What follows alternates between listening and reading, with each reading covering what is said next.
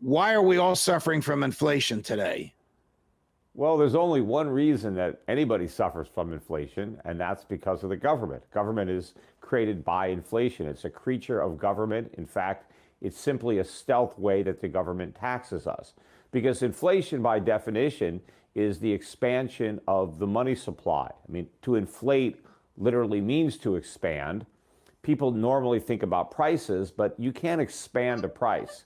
It's the money supply that expands. But when you increase the supply of money, you diminish the value of that money. And now more money is required to buy goods and services. And so the price of those goods and services rises to reflect the additional money.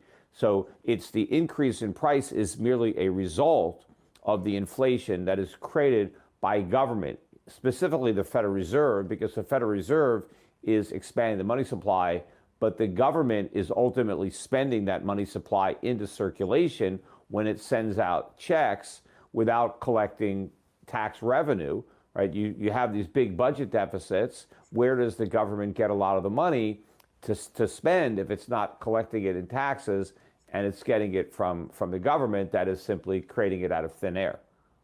Now, what you just said is so logical and so obvious and so inassailable. Why doesn't the government recognize what it's doing, or is it doing this intentionally? Well, certainly the government doesn't want the public to know that inflation is created by government, because then they might oppose it, obviously, because it's a tax.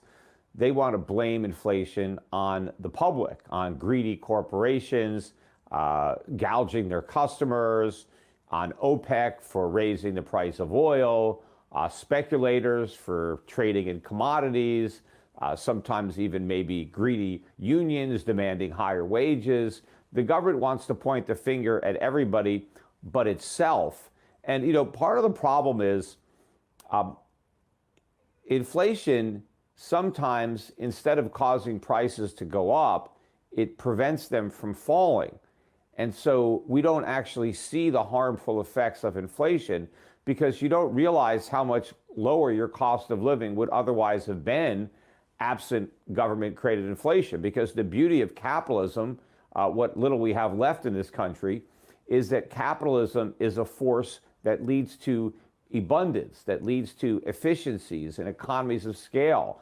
And so normally in a capitalist economy, the cost of goods and services is going down, and that means our standard of living is going up because we can afford to buy more stuff. But when the government creates inflation, oftentimes it prevents those benevolent price declines from happening, but we don't complain about it because we don't realize the benefit that we never enjoyed. So, you know, if prices go up by 2%, but they should have gone down by 5%, the government says, oh, we have 2% inflation, but we don't. We have 7% inflation. Prices are 7% higher because the government inflated the money supply than what they would have been had the government not created the inflation in the first place.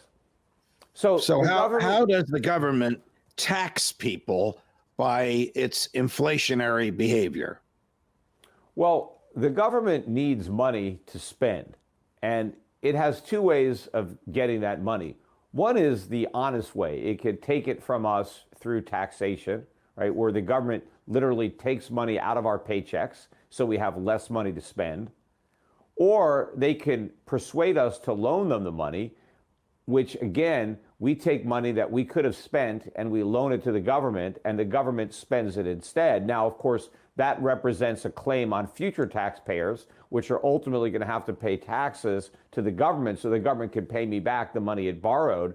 But in either of those two ways, taxation or legitimate borrowing, money is sent from the private sector to the government, and then the government puts it back into the private sector. So there is no net increase in the money supply, but there is a net reduction in my personal money supply because money that I send to the government cannot be spent by me. But I have less to spend, so I get less stuff. The other way the government can pay for spending is just by printing money, and then it gives that newly printed money to somebody else to spend it. But when that happens, even though the government didn't take my money, the government took my purchasing power, because now the people who got that newly printed money, they go out into the marketplace and spend it. They compete with me to buy goods and services, and that drives up the price of those goods and services. And that additional price basically is the equivalent of a tax. So let's say the government takes 10% of my money in taxes, and now I have to reduce my spending by 10% because I only have 90% of my money, so I buy less stuff. But if the government leaves me with all my money, but just prints up the equivalent of 10% of my money and gives it to another person, and now that person goes and buys goods and services, and the price of those goods and services go up by 10%, I now have to reduce my spending by that same 10%. Because I don't have an unlimited amount of money. Things now cost more. So I end up in the same place, regardless of whether the government takes my money or my purchasing power. The difference is when the government takes my money, I know who to blame, right? That you raised my taxes. But when they steal my money through inflation, I'm confused, especially when the government is lying to the public about why prices are going up, or in fact, they're not, or they're pretending they're not going up by using the CPI, which doesn't even capture the real extent that prices are going up. So I don't even know they're going up if I believe the government. But what I do know is my standard of living is going down because I'm not able to afford as much stuff with my income.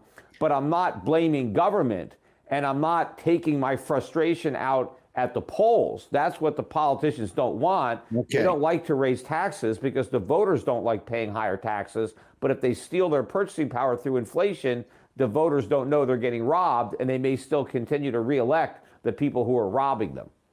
When I was a senior at Princeton, there was a young kid who lived across the hall from me, and his name was Jay Powell. Today, that young kid, see you laughing. He was a nice guy when he was 17 and 18 years old. Today, he's ruining the economy as the chairman of the Federal Reserve. How can he say with a straight face that inflation is transitory when the government is trying to borrow trillions? Yeah, well, apparently he stopped using the word transitory.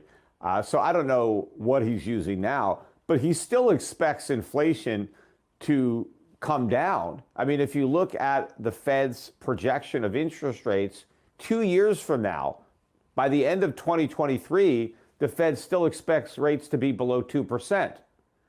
Now, how could that be? How could rates be that low if the Fed is actually committed to fighting inflation? Because even if you believe the government's methodology for tracking prices, prices are rising 7% right now. Well, how are you going to do anything about 7% inflation when your interest rates are lower than 2%? You've got negative real interest rates greater than 5%. You're not going to make any headway fighting inflation unless you have positive real interest rates, which means if inflation is 7%, you need interest rates of maybe 8%, 9%. I mean, ask Paul Volcker. I mean, he's not alive anymore, but they didn't take rates up to 20%, for the fun of it. Right. Rates went up there because inflation was 13% and people thought it was going to get even worse. And so the Fed had to get in front of the inflation curve.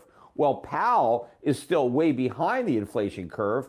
That curve is accelerating now, and it's clearly going to accelerate more as the size of the deficits get bigger and bigger, and the Fed is then required to print even more money to monetize it. Now, it's not legally required to do it. In fact, it should refuse to do it. That's what the Fed is supposed to do. But unfortunately, the Fed does Congress's bidding, and whatever deficits Congress runs, the Fed is happy to monetize them. In fact, the Fed is encouraging the government to run bigger deficits specifically so it can monetize them.